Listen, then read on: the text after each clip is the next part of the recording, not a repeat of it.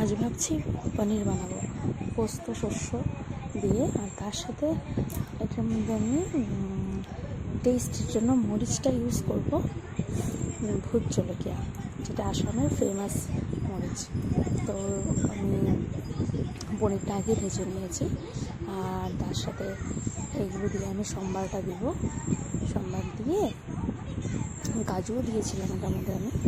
তারপরে এটা খুব ভালোভাবে এটা কষাতে লাগে, কারণ এটা কষার পরেই টেস্টটা আসবে।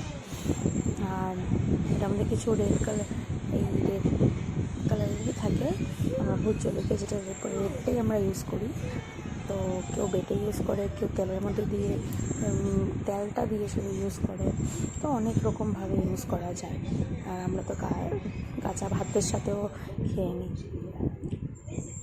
আর মশলাটা খুব কষাতে লাগে, কষিয়ে তারপর এটার মধ্যে এটাকে হালকা করার জন্য এটার মধ্যে আমরা একটু দুধ দিয়ে দিই। তো দুধ ঢেলে এটাকে পাতলা করে নিই গ্রেভিটা।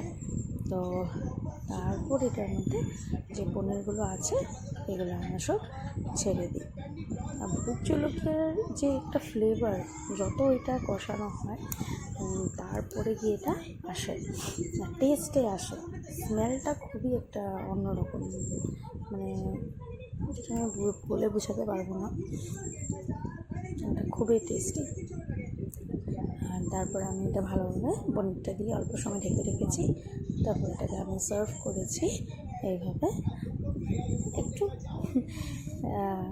সুন্দরের জন্য এভাবে ডেকোরেট করেছি। আমাদের আসামের ফেমাস ভূত জলকিয়া মরিচ।